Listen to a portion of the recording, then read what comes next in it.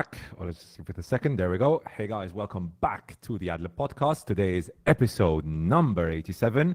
And unfortunately, right now, Franco cannot join because he has no electricity. For now, therefore, you'll have to make do with me. But it's good to be back as always on the Ad Lib Podcast. Today, we've got a packed, and I mean packed show. We have quite a few films to review. If Franco manages to join, he should be reviewing Cuckoo because he managed to watch that. But if he does not, we still have a few reviews to go through. First of all, obviously, Beetlejuice. I'll be reviewing Beetlejuice today. What were my thoughts? I'm curious to see if you got to watch Beetlejuice this weekend. Let me know if you did, and let me know if you enjoyed it. I'll be talking about Beetlejuice later on. I will also be reviewing a Netflix film. It's been a while since I watched a Netflix film, Rebel Ridge, which released on Friday. I'll be talking about that. I managed to finish it today. Those are the films we'll be reviewing today. Hello, Yella. Hey guys, finally can watch live again. And from Malta too. Oh, you're in Malta. You brought the very lovely London weather here, Yella, as I can tell from the window. It's very windy and actually a bit chilly today, thankfully, because we've needed some chilly weather. I wouldn't say chilly, it's still quite hot, but a bit better than the heat we've had in the past few days. The humidity in Malta has been horrific. It's really, really bad. But today it rained. There's been a bit of wind as well, which really helps. Really helps.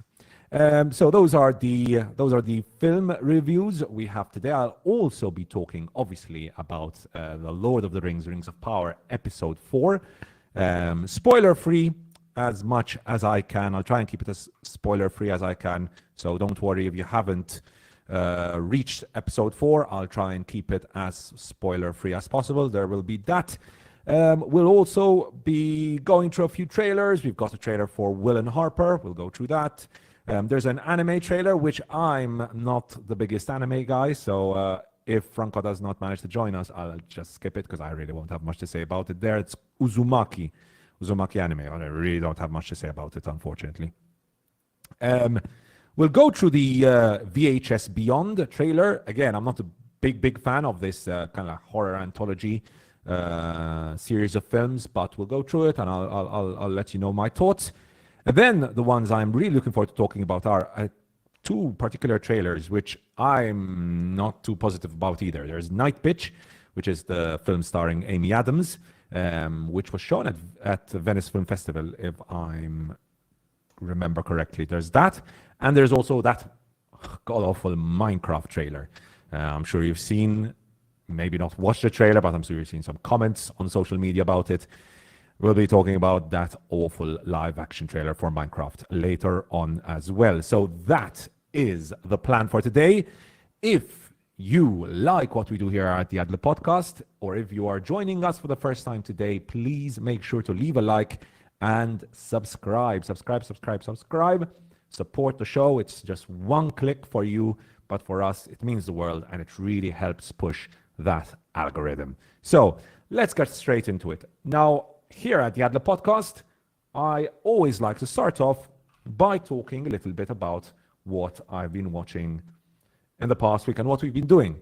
Now, since I've been doing a small segment on my personal profile on Facebook, where I've been talking about 3 film recommendations, I'm not really going into as much detail as I used to. Hello, Keith. Hope you're doing well, my friend. Good to have you here. Hope you're doing well. But here's a small look at what I've been watching this week. This is my letterbox, mostly good films I've watched this week. Highlights, definitely Badlands. I rewatched Badlands. It's a great film. I wrote a short review here as well on Letterboxd, as I always do. Got to remember what I've watched. So yeah, there's Badlands. Terrence Malick, his feature-length debut. It was great, beautiful film, really beautiful film. And so there was that. Brief Encounter, really impressed. I've watched quite a few David Lean, but this was really impressive. This was brilliant. Yeah, really impressed by just the chemistry between the two leads. Fantastic film. I watched Beetlejuice for the first time. So I got to watch Beetlejuice for the first time. I had never watched it before. It wasn't it's not something that I watched when I was young. I checked it out right before going to watch the film last Friday. And I was also very impressed by Beetlejuice. I thought some of the visuals were really well done. The practical effects, impressive. Set pieces, really fun. And it's just a really entertaining film. And I gave it a 4 out of 5. I had a really good time watching it. So that's just a quick look at what I've been watching this week. Let me know in the chat or in the comment section below what you've been up to, what you've been watching, what you've been playing maybe. Let me know. I'd love to hear what you've been doing and playing and watching. And with that, viewers and listeners of the Ad Lib Podcast, we will be going straight into the trailer section of the podcast. We're going to start off with this really sweet trailer. I mean, I watched this and I felt so good watching it. It's just a feel-good, looks like a real feel-good, kind of like road trip film. And let's just go through the description of it. So what is Will and Harper? Will Ferrell's friendship stands the test of time in the first trailer for Will and Harper, the forthcoming documentary following the actor as he embarked on a cross-country road trip with his best friend Harper Steele.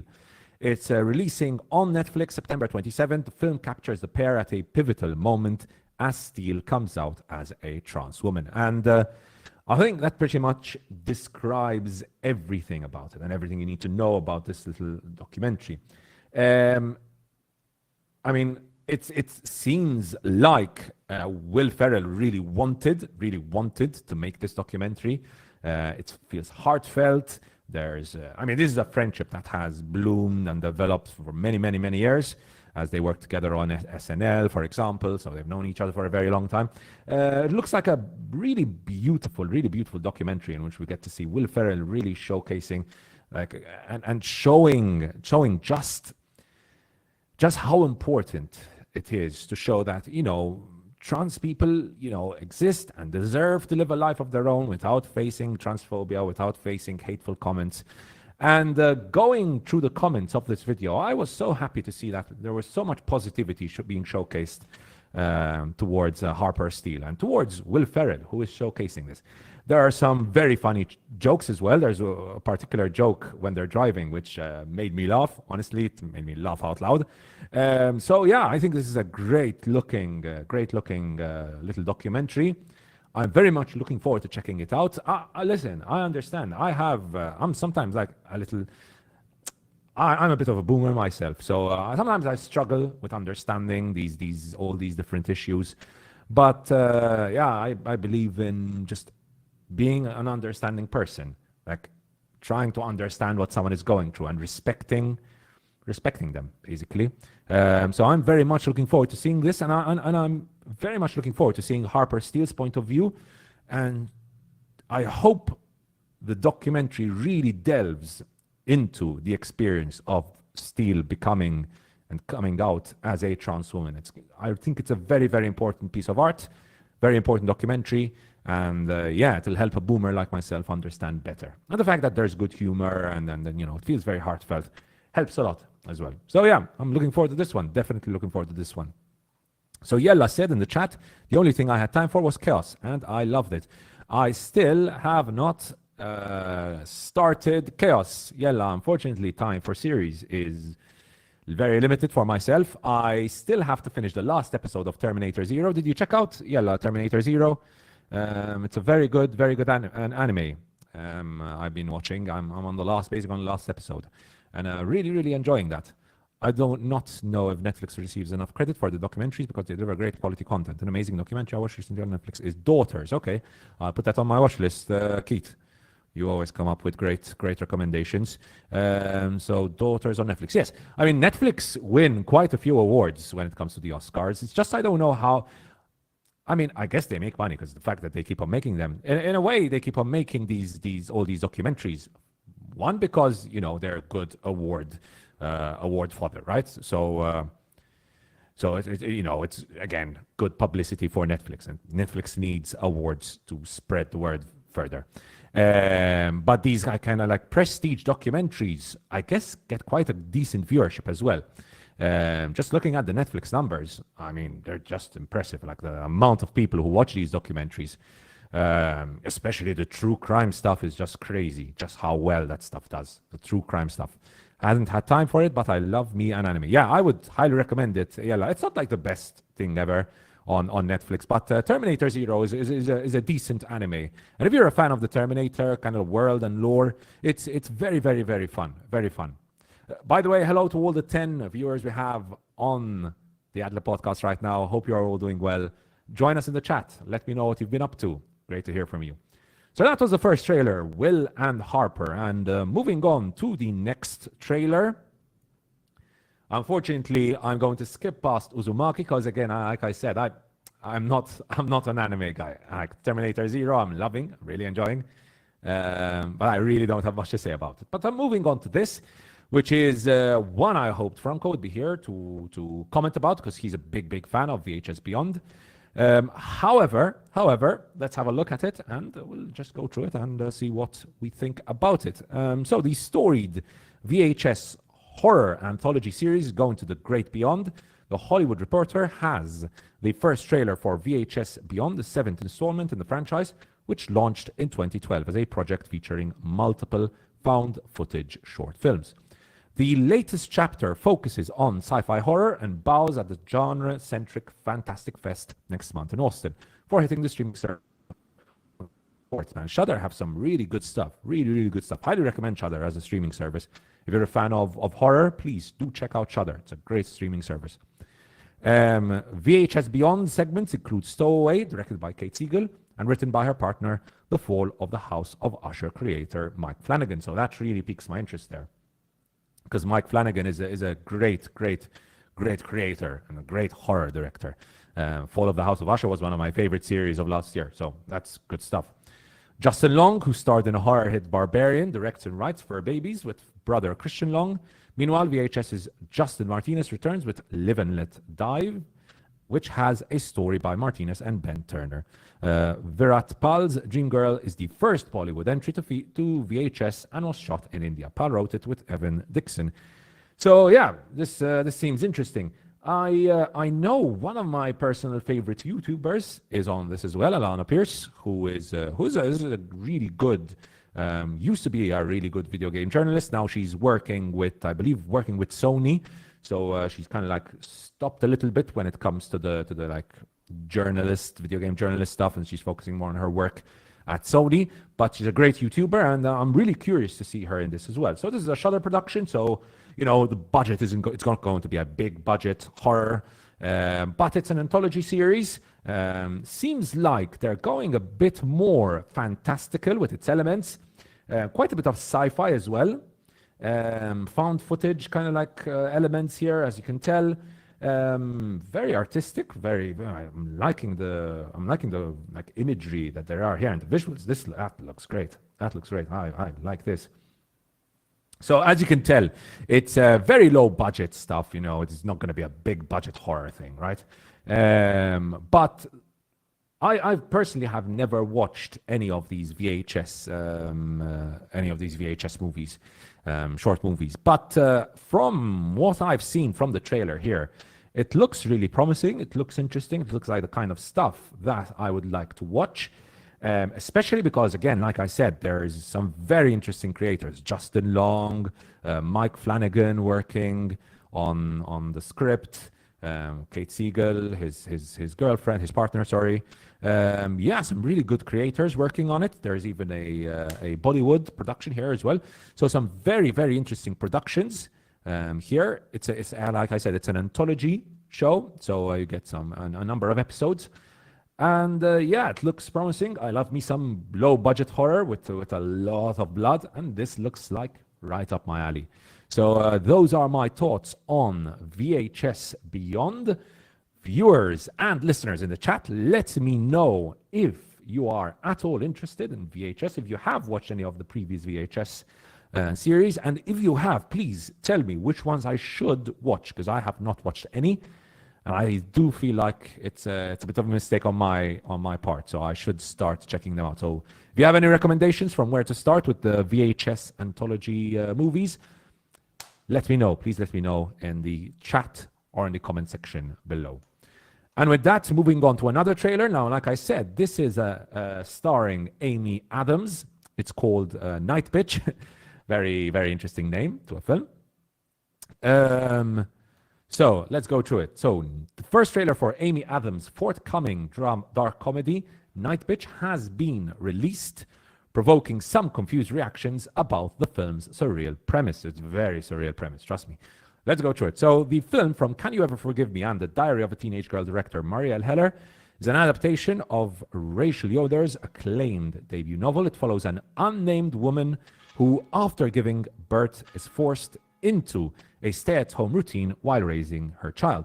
The intensity of the situation and the feral nature of motherhood forces Adams' character to develop strange new habits such as walking around on all fours and eating directly from a bowl, leading her to conclude she is turning into a canine. Now, me and the guys had a bit of a chat about this, and Franco really liked what we got here. Let's zoom in. Franco really liked what we got here. I personally don't get what they're going for, because it seems like it's going to be kind of like a feminist story, which is good for me. I love me some good feminist storytelling. But the tone this film is taking, I don't know if it's like dark comedy, but there's just something. The tone that this is taking is weird. The performance just doesn't seem right. Visually, it does nothing for me. Does nothing at all for me. It's a very weird premise, very, very weird premise. And I like I said, I really don't know what Amy Adams is going for here. Honestly, genuinely, I don't know what Amy Adams is going for here. There have been some mixed reactions at Venice Film Festival, to be perfectly honest. Some have said they really like the performance by Amy Adams. Some have said that they're just not into it. I will say it definitely looks insane. I think Amy Adams is taking some pretty interesting career choices. I will say that. I don't think this is the Oscar film that maybe she thinks this is, because it's well known that Amy Adams has long been fighting for that Oscar. At the same time, however, I do follow a bit of Reddit, Reddit Oscars and Reddit movies and whatnot. And I have seen like lots of people raving about her performance and saying like, this is finally the film where Amy Adams wins that, much wanted Oscar. From what I got from it, from the trailer, yeah, this is not it. This is not it. It's just a. I think it's a bit too weird for the Oscars as well. It's way too weird for the Oscars to bite with this kind of film. But we'll see. This film releases. When does this film release? I'm not sure. Let me look it up. Nightbitch release date. So this film releases December 6, 2024 in the US. Released theatrically by Searchlight Pictures. So December 6th. I don't know if we're getting this here in Malta, but I seriously doubt they're going to show this in any cinema here in Malta. So probably we'll have to get it on streaming later on after its theatrical release. So those are my thoughts on Nightbitch. Not very positive. I get very mixed feelings, mixed tone. It's just doesn't seem like it's up my alley, to be honest. And to be fair, some films are made for you. Some films are not made for you. Now, one film that is definitely not made for me, and I think that's a good segue on to the Minecraft trailer, because this week, congratulations, hooray, fans of Minecraft, we got the trailer to potentially the worst film of 2025. Potentially. Could be great. Could be an Oscar winner. But, at least from what we've seen in the trailer, visually, I'm not too impressed. So let's talk about the Minecraft trailer. Warner Brothers has unveiled the first trailer for its live action Minecraft movie, leaving gaming fans extremely disappointed. From Napoleon Dynamite director Jared Hess, the forthcoming film titled A Minecraft Movie features a star-studded cast of Jack Black, Jason Momoa, Oscar nominee Danielle Brooks, Wednesday star Emma Myers, and Jennifer Coolidge. I mean, that's a great cast. Let's put it that way. I love me some Jack Black. I love me some Jason Momoa. Danielle Brooks was amazing in The Color Purple. Emma Myers was great in Wednesday.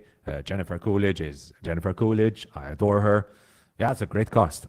The movie is an adaptation of Mojang Studios' best-selling video game, which was first released in 2009 and has sold over 300 million copies with nearly 140 million monthly active players. A Minecraft movie welcomes viewers to a world where creativity doesn't just help you craft, it's essential to one's survival, as an official description reads. And we'll talk a little bit about that creativity later on. 4 misfits, Garrett the Garbage Man, Garrison, Henry, Natalie, and Dawn, find themselves struggling with ordinary problems when they are suddenly pulled through a mysterious portal into the overworld, a bizarre cubic wonderland that thrives on imagination.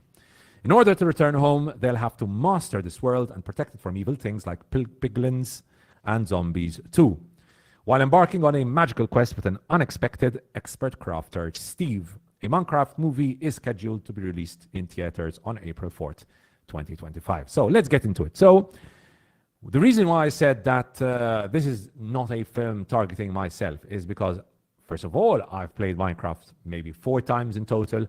I just couldn't get into the game. It's not my cup of tea. Let's put it that way. Clearly,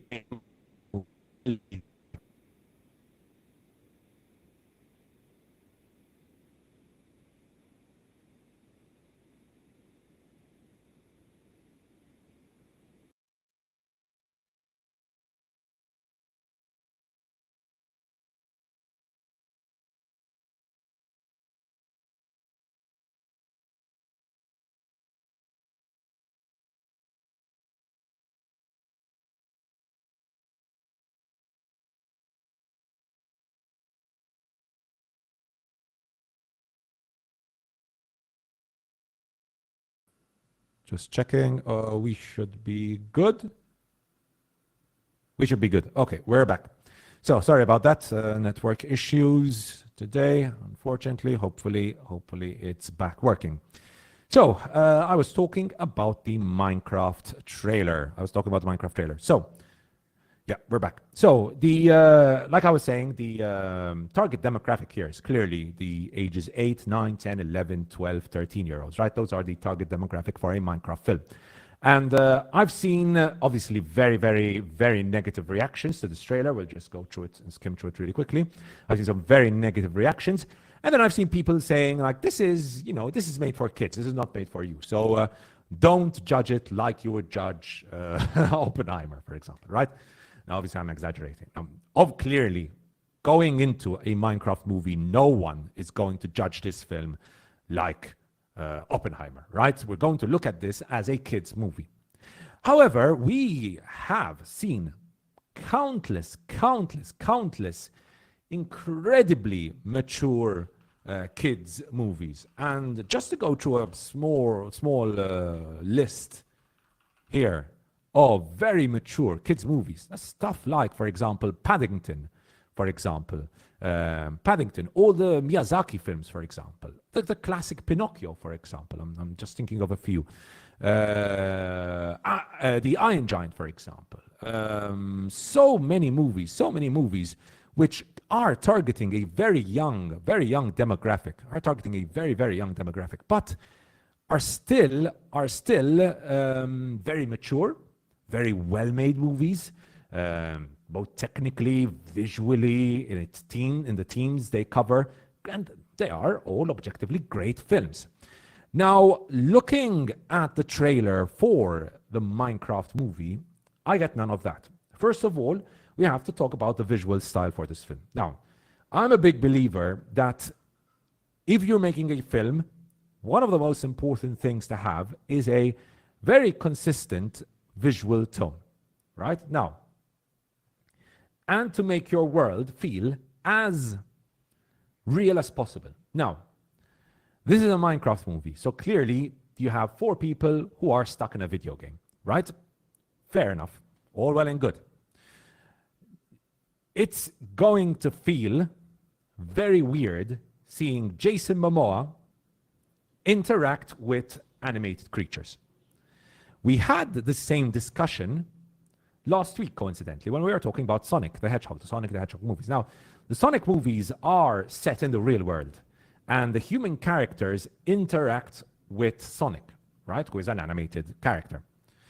And the issue we have here is that we have these human characters stuck in an animated world. Now, first of all, I have to say the CGI looks pretty god-awful.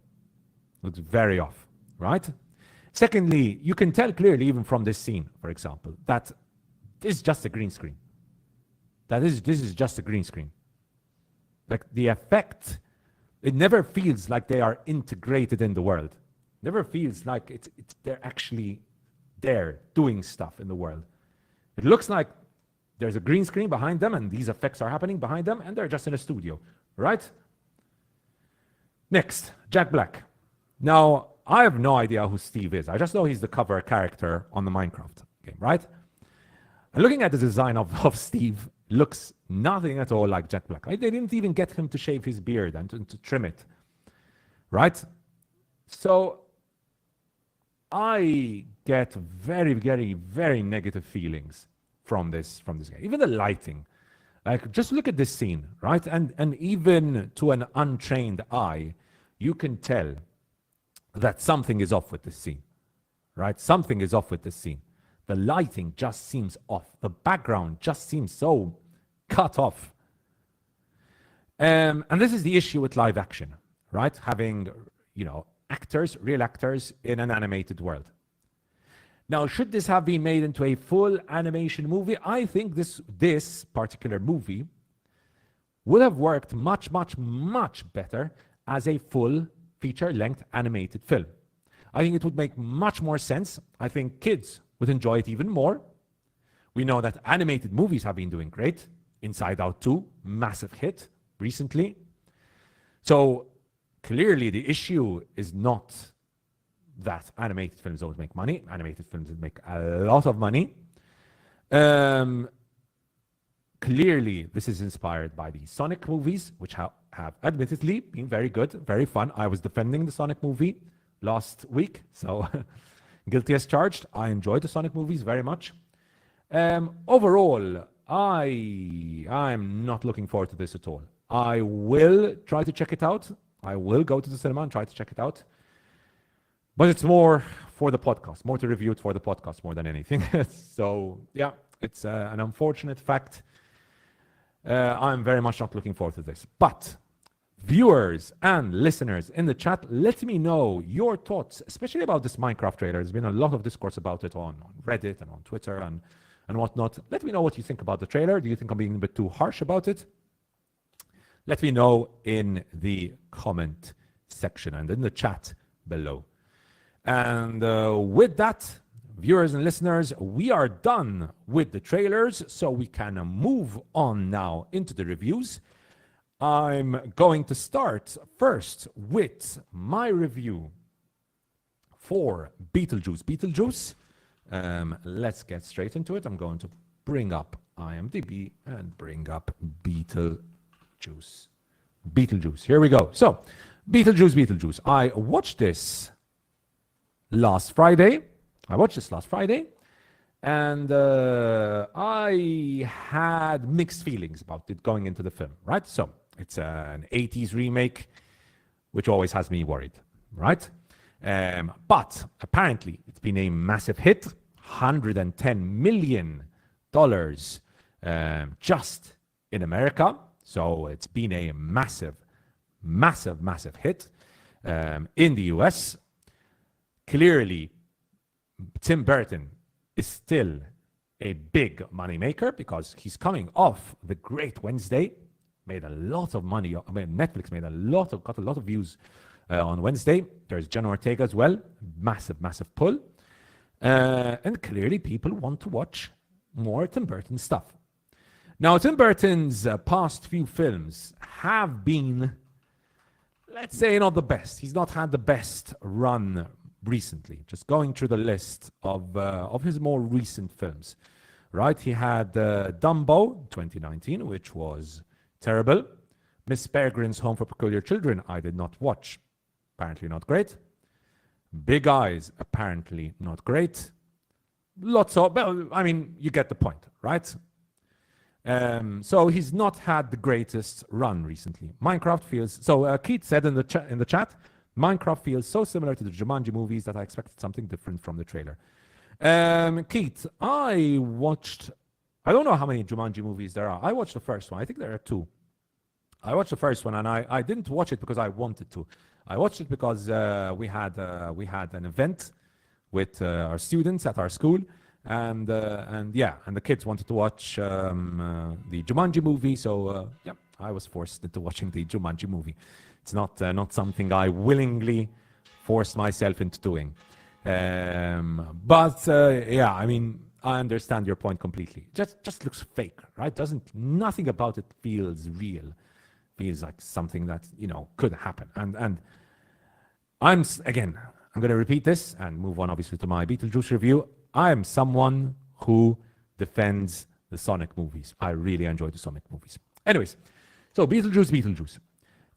So like I was saying, sequels today, remakes are, the most common thing ever in Hollywood, right? Everyone wants that remake. Everyone wants that big 80s, return to the 80s, right? I mean, Top Gun Maverick, for example, right? Comparing Top Gun Maverick to Beetlejuice. Beetlejuice is a particularly interesting decision on myself, but here we are, right? But the 80s are so in vogue right now. They are so popular. Like, everyone wants their return to the 80s vibes, right? But apparently, Beetlejuice getting a sequel was the right decision, right? Because, like I said, massive viewership at the cinema. But what did I think about the film? Let's get into it. So, Beetlejuice actually surprised me, and surprised me positively, because, like I said, I went in a little worried, right? A little worried. Now, no spoilers, so this is a spoiler-free review, but I'll just give you just a setting of the film and how the film starts, right? You get all this from the trailer, so no spoilers here. But the film is set 26 years after the first film's events, and in it, we see Lydia Dietz, who has, unfortunately, in the film, we see her has basically sold out and is hosting this talk show called Ghost House. And we see that Lydia is constantly plagued by visions of Beetlejuice, right? She also has a daughter, and that is Jenna Ortega. We also have Katrin O'Hara, who's back as Lydia's stepmother. And the rest of the cast includes Justin Theroux, there's Monica Bellucci looking stunning, and Willem Dafoe. And each of these kind of like actors / obviously their characters have their own particular storyline. Some are delved into more deeply than others. And I'm going to unfortunately start off with a negative point about this film, but it's an unfortunate fact that this is one of the negatives of this film. There are way too many characters and plot lines in this film. That is a big issue, right? That's a big issue with the screenplay. I mean, let's talk about the whole Monica Bellucci of it all. I mean, yes, I know Tim Burton. You're dating Monica Bellucci. We get it. She looks great. We get it. But her whole kind of like soul-sucking plotline, whilst interesting, did we really need a whole scene introducing her relationship with Beetlejuice? And did we really need a whole scene of exposition introducing us to Beetlejuice? Not really, right? So that took up way too much time from the film, wasted way too much time. Although visually, I thought it was quite well done. Again, I thought that as a screenplay, it could have been trimmed just a little bit. Another thing, we spend, in my opinion, again, way too much time with Jenna Ortega and her new boyfriend, Jeremy. I think that whole plot line could have, again, been trimmed, cut off the fat, focus more on what works in this movie. And what works in this movie is the relationship between Jenna Ortega and obviously her mother in the film, right? Lydia Dietz, Winona Ryder. Focus more on the relationship that develops there between the mother and daughter. That works, and that works really well. Focus more on the whole Beetlejuice element of this film, and again, the relationship between Lydia and Beetlejuice, and trim off the rest of the fat. Because there is too much going on here. There's way too much going on here. Again, the whole Justin Theroux plotline and wanting to date Lydia Dietz. Did we really need that? The Willem Dafoe plotline, on the other hand, it's short, not really necessary to the plot, but I just love me some Willem Dafoe. And I mean, he's just having such a good time. You can tell he's having a really good time in this film, right? And yeah, I enjoyed it. I'll be lying if I didn't enjoy the whole Willem Dafoe kind of like actor/cop element in this film. That worked. I thought that worked. I wanted to see more of Monica Bellucci, but honestly, if you cut out Monica Bellucci from this film, nothing changes at all. Literally nothing changes. And the same thing with Willem Dafoe, to be honest. But you know, it's Monica Bellucci and Willem Dafoe. I want to see more of them, not less, right? Because they're great actors. And yeah, they're perfect for a Tim Burton movie. Anyways, so it's a mess, right? Clearly, from the screenplay perspective, it is a big mess. But I don't want to judge this too harshly because of just how fun it is, just how good of a time I had in the cinema. And the big reason why this film works, I'm going to repeat this, is because of the central and secondary characters giving very, very, very committed performances. I think everyone here knows what film they are in. Everyone knows it's a Tim Burton movie. Everyone knows it's Beetlejuice. Everyone knows the tone, and everyone knows what they're going for. Very well directed film. And that, again, is shown also in the performances, right? One, for example, Catherine O'Hara. I love Catherine O'Hara. I loved her in the original, and I love her here in the sequel as well. She really has that comedic timing spot on. Absolutely spot on. Monica Bellucci is a great screen presence. I mean, she looks great, and she is absolutely terrorizing in her opening scene. Winona Ryder, I think, is fantastic. Really brings a certain charm to any film she is in. Winona Ryder, great.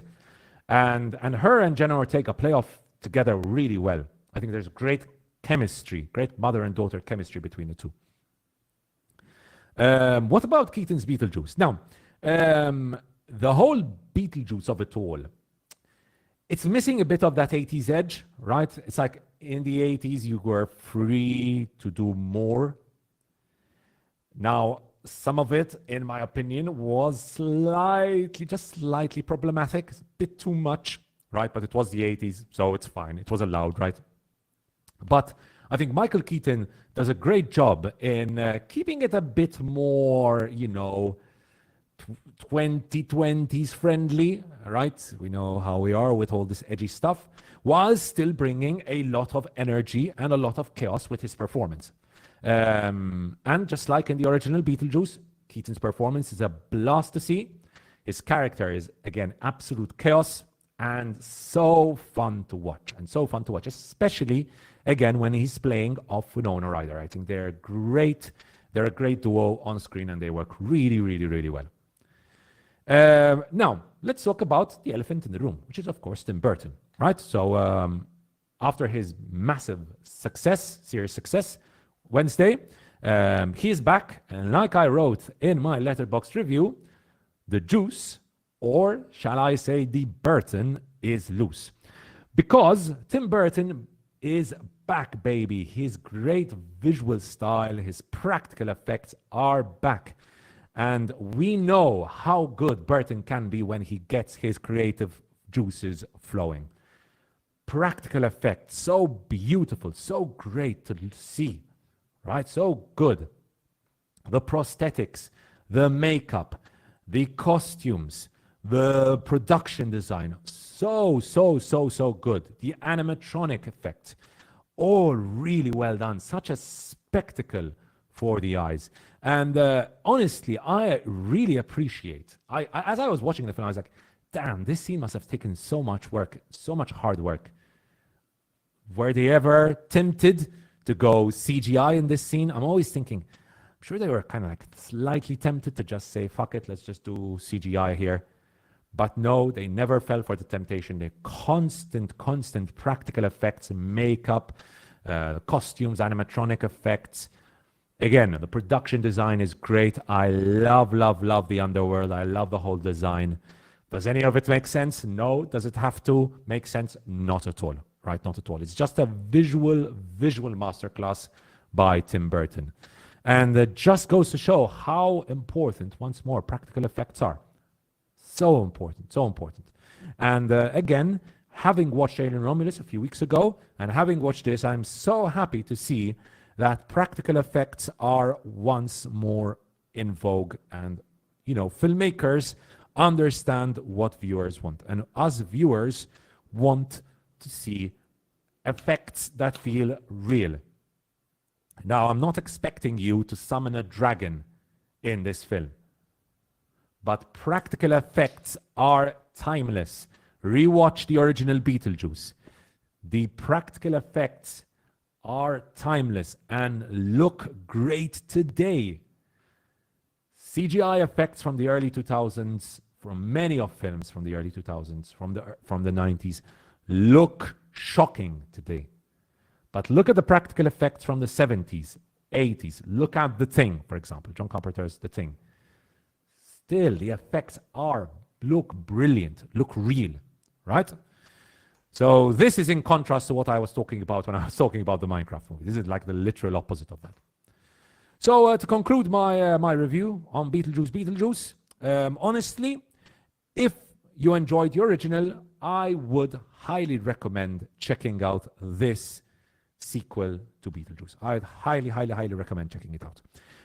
If you're not a fan of the original Beetlejuice, nothing's going to change your opinion here, because honestly, there's very little fresh here.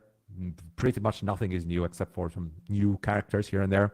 But it's mostly a rehash of similar ideas from the first film, but it's so beautifully designed, and there's a great cast with very committed performances. There's Tim Burton doing great Tim Burton stuff, which is good to see. And honestly, it's well worth a visit to the cinema if you're into this stuff. I'm into this stuff. I had a very good time watching Beetlejuice, and I highly recommend checking it out. So those are my thoughts on Beetlejuice. My rating for Beetlejuice is a 3.5 out of 5. So viewers and listeners in the chat, let me know if you have checked out Beetlejuice, and if you have, let me know your thoughts in the chat or in the comment section below. And with that, we're going to move on now to a Netflix movie.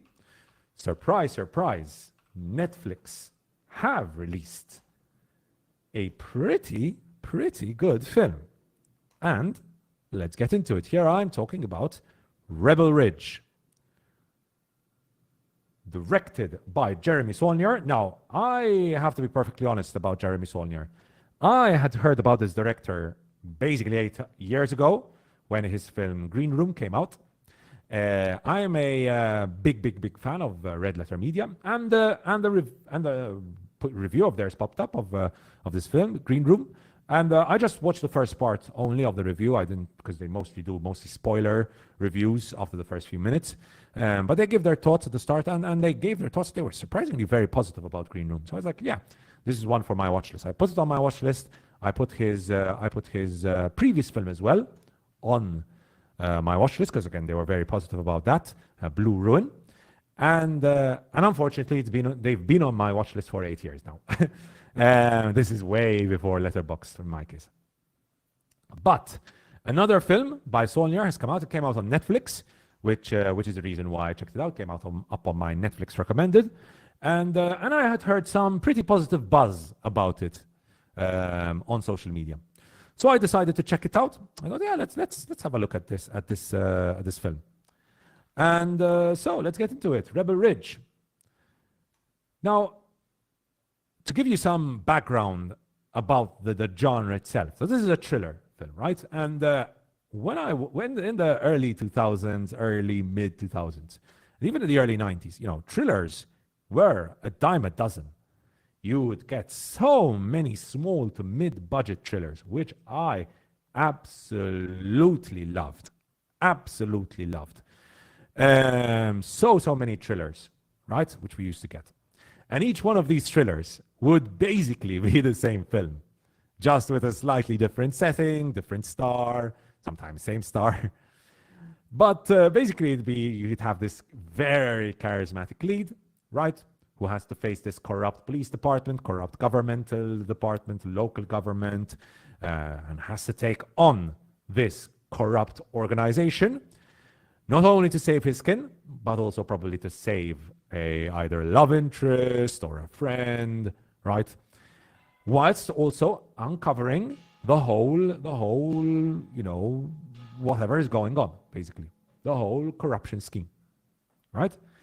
And like I said, these used to be so popular back in the day, but unfortunately, due to the world we live in right now, which is a world which is absolutely dominated by Marvel films and remakes and sequels, unfortunately, in this world, it is a reality that many studios do not back these small to mid-budget thrillers or action thrillers, right? Rebel Ridge is more of a thriller, spy thriller, kind of like film. Studios don't back these films anymore, right? They don't see the potential profit in them. The only studios that back these films are the streaming services, like Netflix. And it is not a surprise at all that this film did not get a cinematic release, did not get a theater release, but came straight to streaming services, which is a massive, massive pity.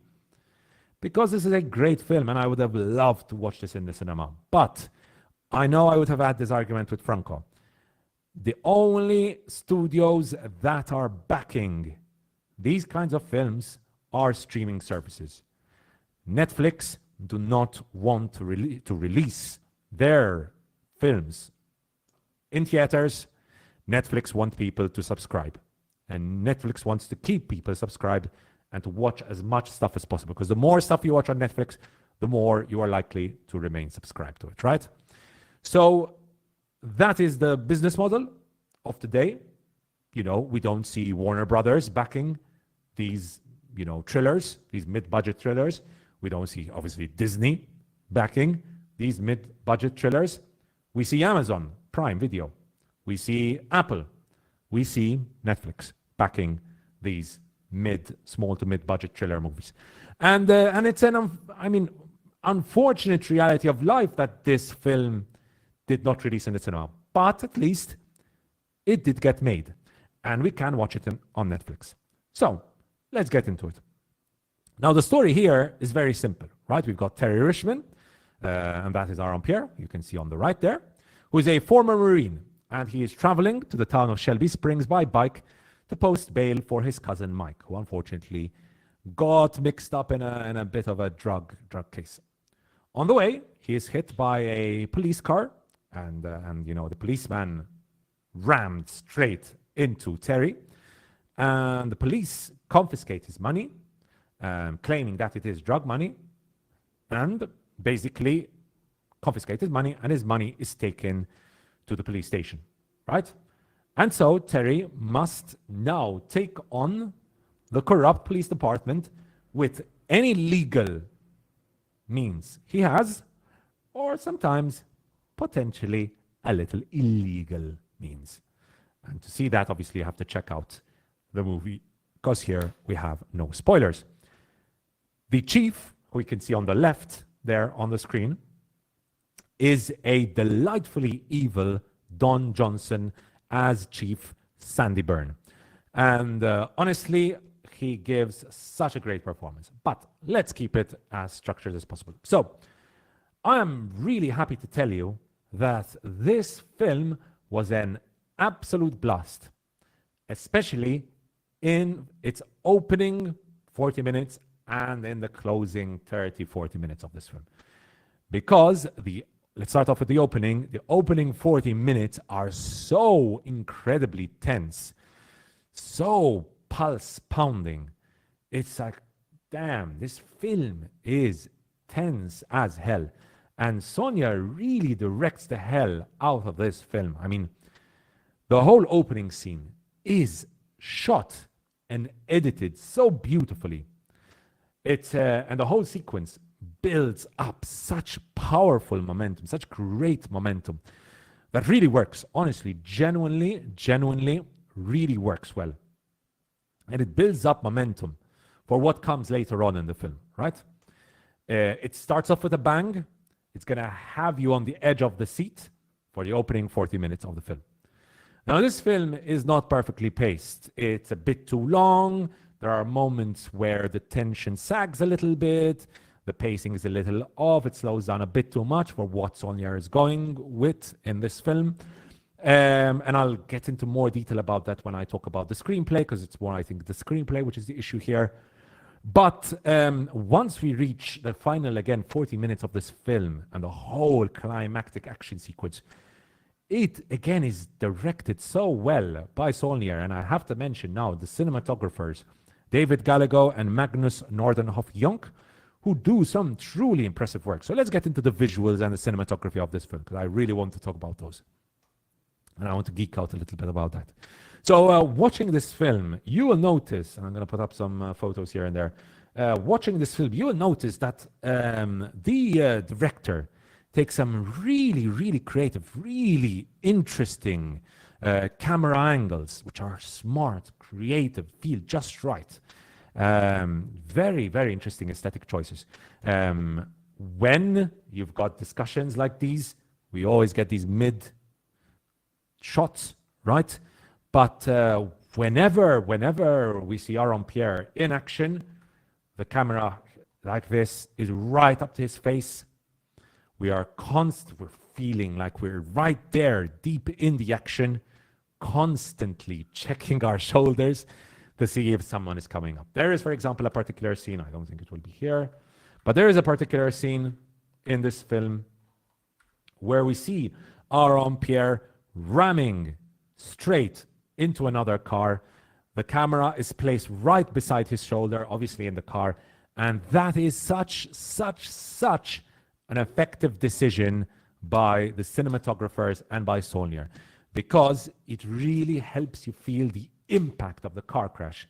It's really impressively done, and you're going to be immersed in the action. This is not a big action movie, right? You get bursts of action, but it's mostly slow burn thriller kind of film. But when the action starts, like I said, you're right there in the action, placed either on our protagonist's shoulder, and sometimes, honestly, it feels like you are watching a third-person video game, action game. And it's really impressively done. Again, the final action sequence, we see Solnier, again, his camera right up to Aaron Pierre's face. Lots of handheld action sequences, but thankfully, it's not like lots of shaky cam. The action is constantly clear. You constantly know where the enemies are, where Aaron Pierre's enemies are, and where Aaron Pierre is placed, right? And it's just so good in just as an aesthetic choice, right? It looks good, but also in building up great tension, and that combined with the editing works so well. Keith with a comment on Rebel Ridge. I wished it stuck to the main storyline that it established in the beginning of the film rather than trying to add something else later on. Yes, and in fact, I'm going to get into that in a bit, Keith. I'm going to get into that in a bit, in fact. Now, let's talk a little bit about Aaron Pierre himself. Aaron Pierre here impressed me immensely. He is such a great lead. He pulls off, that's the classic cool and controlled professional soldier who knows what he needs to do, can predict, can plan perfectly. And as you're watching him, you can tell from his physicality and his demeanor. Yeah, this guy knows what he's doing. And it's not easy to pull this off. It's not easy to pull this off. And Aaron Pierre pulls it off perfectly. The script gives him lots of great one-liners as well. I wrote down one in my letterbox review. It was this. So I was thinking, what if we just walk away? And then the police chief tries to tell him, finally, we're talking sense. And then he's like, I was like, nah. And that sets off the climactic scene in this film. It's just a fun, really fun performance. And I want to see more films helmed by Aaron Pierre. He is a damn good action, thriller lead. Fantastic, fantastic. Now, let's talk about what Keith is referring to here. And my issue with it, Keith, is more with regards to the script, what the script goes for, which seems to be also what your issue with it seems to be. So the film starts really strongly, right? Great opening scene, and then the film is developing, right? So we're seeing Terry taking on the police. But suddenly there's a whole middle section of the film where we get a lot of legal mumbo jumbo and a lot of administrative elements, and it's focusing on all these different points, and it just gets just a little bit boring in those sections. Again, they're well done, great, good performances, good direction, but it just, compared to the rest of the film, it just seems to sag a little bit, and it's just not as satisfying as the rest of the film. Another issue I had with this film was that we see lots of cops acting like complete idiots. I mean, how many times are you going to face Terry before you learn that, listen, this guy is bloody dangerous, don't get close to him because he's going to disarm me and he's going to break my arm, right? This guy is bloody dangerous. Do not get close to him. Keep your distance, maintain your distance. So the plot, the script, the screenplay requires many cops to act like idiots for it to work. And that is always a bit of a negative for myself when characters who are supposed to know better are forced into acting like idiots just so the film can, the film can take place, which is a bit of an issue. But, ultimately, I think despite the film losing a bit of steam in its midsection, it recovers completely in its final 40 minutes. Absolute quality.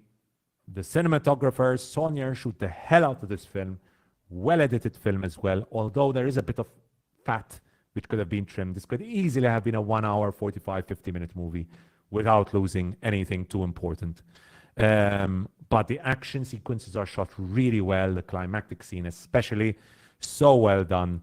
This is Jack Reacher, but a non-lethal Jack Reacher, right?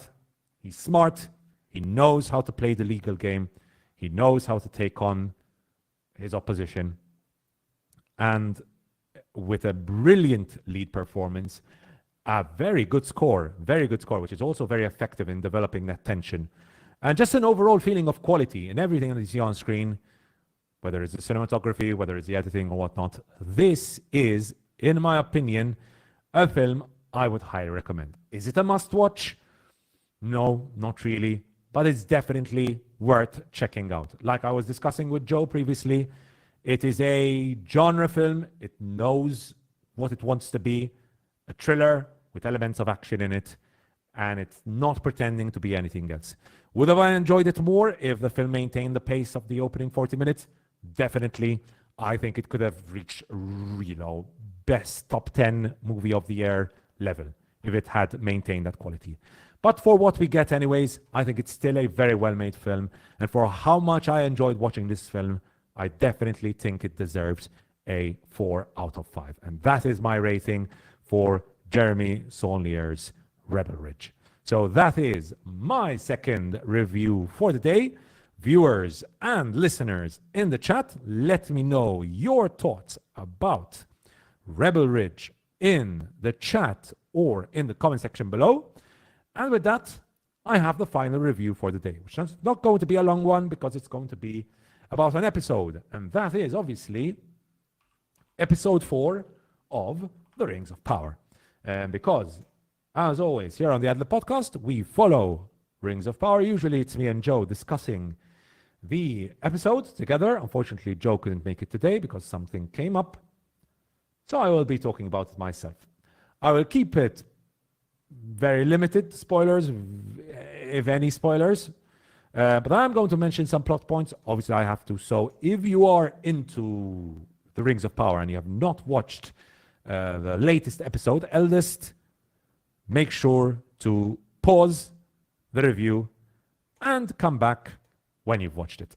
So let's get into it. This is episode 4 of season 2 of the Rings of Power, Eldest. Let's get straight into it. So, starting off with, did I enjoy this episode? No, I did not. Unfortunately, this is after episode 3, another episode I did not enjoy. It's an unfortunate fact, right, that season 2 started off very well. First 2 episodes were quite decent, quite good. Really enjoyed them.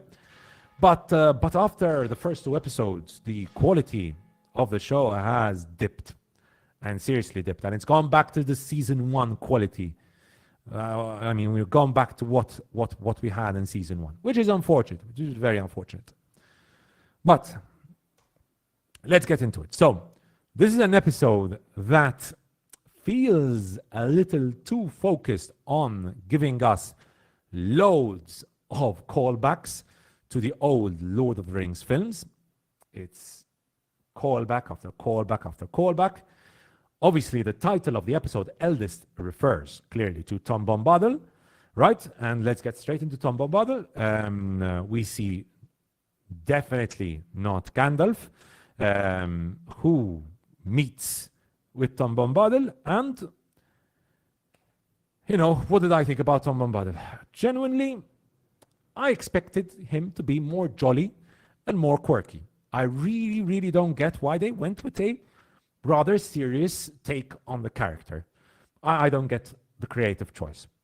That is one of my issues with this film. So it's Daniel Wyman. That's Daniel Wyman is the stranger. Where is he? Tom Bombadil. That's Rory Kinnear, of course. It's Rory Kinnear. Rory Kinnear is a very good actor, obviously, Rory Kinnear. But I don't know about his take. I don't know about his take on Tom Bombadil. I feel like it's a bit too serious in his approach. Back to the references, we see definitely not Gandalf, who is kind of like eaten by this tree, just like in the Fellowship. And you know, the dialogue in that scene that we get from Tom Bombadil again, straight from the movies. This film is like a series, like I said, is constant references to the movies, right? Constant references to movies. And it's a bad thing to do because I'm constantly thinking how much I'd rather be watching the original Lord of the Rings movies than this. But anyways, so didn't really enjoy the take on Tom Bombadil so far. Let's see if that improves. What about the elves? Well, this episode, unfortunately, we get no Sauron and no Celebrimbor, which is the one plot line I was absolutely loving in the show, absolutely loving it. None of that here, which obviously is a negative. But we do get a bit of Elrond and Galadriel. We see them traveling, trying to get to Eregion, and they are faced by the Barrow Wights. Now, obviously, for fans of Lord of the Rings, this is a bit of an eyebrow raiser, right? Because, and I quote this from The One Ring, the Barrow Wights began appearing in the Barrow Dawns after the Dunedain of Cardolan succumbed to the ravages of the Great Plague. In roughly 1409, evil spirits were sent by the Witch King of Angmar, who wished to keep the Dunedain from resettling the region. So clearly, there were no Barrow Wights until the Third Age, which is an issue, because this series has broken very important lore, right? Lore which is clearly stated in the appendices and in the books themselves. So that is a massive, massive, massive issue. The scene itself, where we see Elrond, Galadriel, and the rest of the elves taking on the Barrow Wights, is, I think, quite well done. Like, as visually, think it's well done. I like the design of the barrow wights. They feel more Eastern looking, which is interesting and an interesting visual choice. I think it's well done, mostly well done. It looks good. I like how they had to use the blades of the barrow wights themselves to take them out. A good, nice little reference, obviously, to the weapons of the hobbits in the Lord of the Rings. However, they did not exist in the Second Age. So that's a massive issue. Later on, we also see the elves seeing Arda's army of orcs traveling into Elven land. And this is another issue I have with the Rings of Power, which is everyone seems to be fast traveling from one point to another. Do you remember season 8 of Game of Thrones, right? That was a big issue with season 8 of Game of Thrones and season 7. Everyone's fast traveling from one place to another. It's the same issue here. And it's the same issue here where we don't see people traveling. Or if we see them, we saw the elves traveling a little bit on foot for some weird reason. It's a big issue here, right? Because the world of Middle-earth is massive. And one of the great things about the original Lord of the Rings movies was that a voyage felt like a voyage. You experience the voyage. If the orcs travel from Mordor to Minas Tirith, we see them marching. If the Uruk-hai march from Isengard to Helm's Deep, we see them travel. And it takes them time. It doesn't take them from one scene cut to another to get there, because you don't get the full sense of an army traveling from one point to another. Here, Arda's troops of orcs, in one scene, we have the orcs hoping they could stay in Mordor. In the next scene, they've magically already arrived in Elven land. That is a big issue, right? That is a big issue, which ensures that the believability and the world doesn't feel grounded. It feels like everyone's fast traveling, which is, again, an issue with the screenplay, an issue with them trying to cover too much with too little. Obviously, here I'm referring to the appendices, right? Because they're trying to use the appendices. Anyways, moving on, obviously we see Galadriel. We've seen this take on the orcs, and we get the very classic go back to the shadows line, which, when you think back to the Lord of the Rings, so impactful, like so ridiculously, such a powerful line. Go back to the shadows. Here, it just feels like any other line. Very little, if any, impact.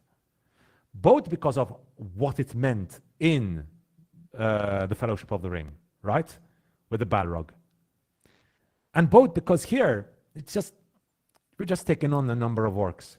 That's it. That's very, almost meaningless in that scene. So, missing the impact, also missing the gravitas brought by the actor. I'm sorry. Morfydd Clark, we talked about her last week, myself and Joe. She's a good actress. She's a good actress, but she unfortunately does not bring that gravitas required by someone portraying Galadriel. I think that is severely, severely missing in her performance. Some other issues with Galadriel, not with herself, but with the script. Her own ring, right? And two big issues. First of all, Nenya, her ring is not normally visible. It's the whole point of the ring. So I don't get how it's being seen by Elrond. That's one big issue. Another big issue is, in one particular scene, in that scene where they're taking on the orcs, we see Nenya granting Galadriel Jedi healing powers for some reason. Now, going back to a quote, Nenya's power was preservation and concealment from evil. It did not grant her healing powers.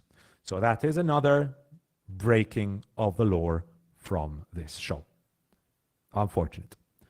So those are my thoughts on the elven part of the show. Now let's get into the let's get into the Hobbit part. So we got Nori, definitely not Frodo, and we got what's her name? We got Nori and Poppy, definitely not Sam, who meet a new group of hobbits, and this time they meet the Stoors. Now, the Stoors, and I'm quoting here, in their earliest recorded history, like the other hobbits, lived in the Vales of Anduin. They were a riverland people dwelling in the Stoor country of the Gladden Fields as fishermen. The Stoors originally dwelt in the swampy area within the southern valleys of the great river Anduin. During the Hobbits' wandering days, after the Harfoots had migrated westwards in 1050, and the Fallowhides later followed them, the Stoors long remained back in the Vales of Anduin, but between 1150 and 1300, they too migrated into Eriador, and this is exactly the opposite of where we see them in the show. In the show, we meet with the Stoors nowhere near Anduin River. We meet them in Rune, right, which is where the Harfoots are right now. Nori and Sam and Poppy. Why? Why are we breaking lore so much? Do we need to break lore this much? Is it necessary? Can't we write the screenplay in a way that we meet the Stoors in Anduin somehow? I just don't get it. I just do not get it. And in a world where we have Saruman, Gandalf, Sauron, Aragorn, so many fantastically named characters, does the big baddie for the Hobbits in this show and for the Stranger have to be the most vanilla named antagonist ever? The Dark Wizard? Seriously? The Dark Wizard? And are we going to continue calling Gandalf the Stranger? Seriously? It's just so bland, so poorly written. And I hate to be so negative, because like we were discussing last week, I come here to give my opinion about what I watch. If it's good, I will say it's good. If it's not good, I will say it's not good. And unfortunately, episode 4 just wasn't good enough, in my opinion. Just wasn't good enough. The final plotline I had to talk about was the whole Isildur, Arondir, and Estrid storyline. And whilst I did enjoy seeing Isildur taking on the whole Shelob and his spider scene, that was a good scene to see. Thankfully, his whole scene with Estrid seems to be over. It's really weird seeing Isildur pining, Isildur, son of Elendil, pining over a wild woman. Just feels below him. Like, why would he be pining over a wild woman? Felt very weird. Just not needed at all. And all these different romances being developed here. Poppy with that random store. What was the store called? I don't think he's here. Anyways, Poppy with that random store that they meet. Isildur with Estrid. All these different unnecessary romances being developed. We really don't need them. Just tell the story without forced romances. They just don't fit in. They don't make sense. Think about the romance that develops between in the Lord of the Rings, right? For example, the love triangle between Arwen, Eowyn, and Aragorn. How beautifully shot it is, how impactful, how emotional it is. The dream sequence where Aragorn sees Arwen. And think about the romances being developed here. Night and day in quality. So overall, I thought episode 4 of Eldest was a rather weak episode. very disappointing after how good episode 1 and episode 2 were. Of the Rings of Power, episode 3 started to show a decline in quality, and episode 4, as I have seen, has confirmed that decline of quality, which is unfortunate because I was having a very good time watching the first 2 episodes. So with that, viewers and listeners of the Ad Lib Podcast, thank you so much for joining me today. It's been a blast. I've had a great time talking with you, chatters, viewers and listeners, about all the different stuff I've watched. Rings of Power episode 4. We've talked about all those trailers, Nightbitch, the Minecraft trailer. I had a bit of a rant there. Beetlejuice. We also had Rebel Ridge. So lots of good stuff.